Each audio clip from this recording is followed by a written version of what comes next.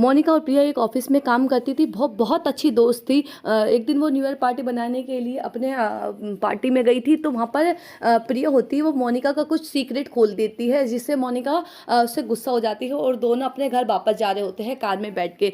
तो मोनिका प्रिया से बिल्कुल भी बात नहीं करती है और बिल्कुल भी कुछ भी नहीं बोलती है उससे।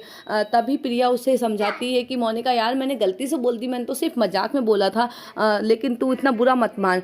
तो फिर वो मोनिका बिल्कुल बात नहीं कर रही होती, तो प्रिया को गुस्सा आ जाता है। वो कहता है तू मुझे उतार कर यहीं से चली जा। तो प्रिया कहती है ठीक है, मैं चली जाती हूँ। तो वो अपनी गाड़ी लेकर प्रिया को उतार के मोनिका चली जाती है। और अब वहाँ पर यही सुनसान रास्ता है, तो प्रिया को थोड़ा डर लगता है कि यार ये सुनसान रास्ते में, तो उसने कही कोई बात नहीं, मैं ओला उबेर बुक कर लूँगी। लेकिन जो मोनिका होती है वो पीछे मुड़ के तक नहीं देखती अपने कांच में से कि मोनिका का क्या हुआ, प्रिया का क्या हुआ, क्या नहीं हुआ। और मोनिका अपने चली जाती है प्रिया को छोड़ते हुए। मोनिका को फिर चली जाती है, लेकिन उसको थोड़ा गिल्ट फील होता है, लेकिन वो फिर भी अपने चल देती है। तो फिर प्रिया को दुख होता है, उसकी आंखों में से भी आंसू आने लग जाते हैं, लेकिन वो सोचती है मैं कोई कैब बुक करके अपने घर चली जाऊंगी।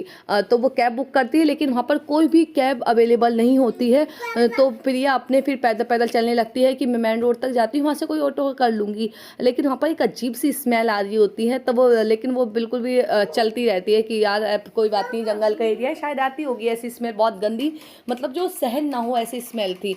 तो चलते चलते उसका पैर क्या होता है, कीचड़ में फंस जाता है, और एक चिपचिपा सा गिल्टी टाइप सा कीचड़ होता है और जो अजीब सा लगता है। तो एक पास में लाल रुमाल पड़ा होता है, वो उस रुमाल को उठाती है और अपने कीचड़ को साफ करके उस रुमाल को वहीं फेंक देती है और चलने लगती है। जब वो वहाँ से आगे जाती है तो उसको कुछ लोकेशन समझ नहीं आती है, अंधेरे में कुछ पता नहीं चलता। तो वो सोचती है मैं अपने मोबाइल से देखती हूँ कि भाई कहाँ से लोकेशन है और कहाँ कहाँ चलना है, क्योंकि अंधेरे में कुछ भी समझ नहीं आ रहा होता है, सिर्फ सुनसान सा एरिया होता है।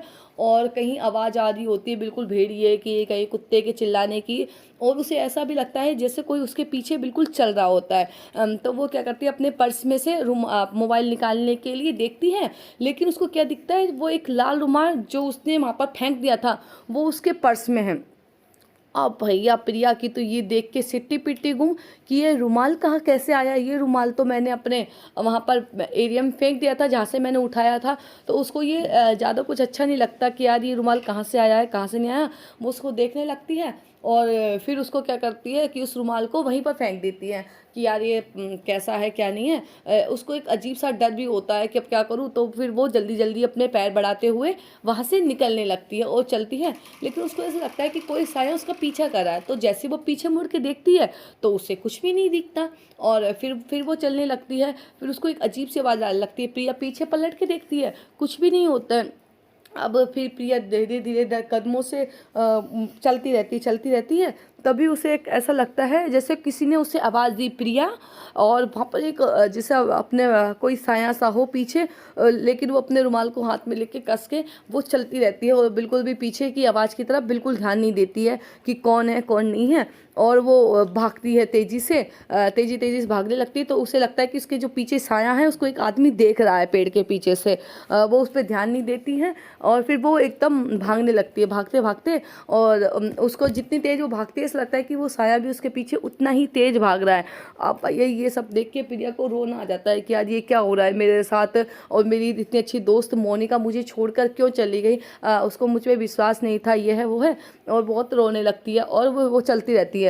तभी वो फिर फ़ोन निकालती है, लेकिन वहाँ पर बिल्कुल भी सिग्नल नहीं होता है मोनिका को फ़ोन करने के लिए।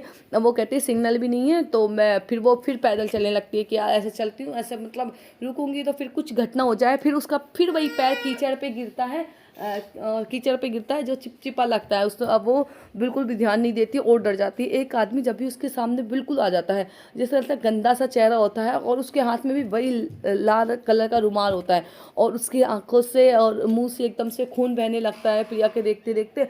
अब तो भाई प्रिया की और डर जाती है और वो बहुत तेज़ भागने लगती है और उसका किसी चीज़ से टकराती है, और किसी चीज़ से टकरा जाती है और वहीं के भी बेहोश होते हैं। जब उसकी आंख खुलती है तो वो देखती है कि मैं एक गाड़ी में हूँ, और गाड़ी है वो उसकी बेस्ट फ्रेंड मोनिका चला रही होती है।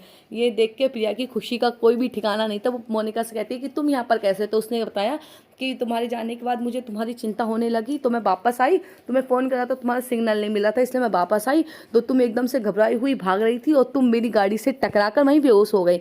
मैंने तुम्हें उठाने की कोशिश करी लेकिन तुम उठी नहीं। और इसके बाद भैया मोनिका और प्रिया खुशी जाती है। उसका एक छलावा होता है जिसको मोनिका को परेशान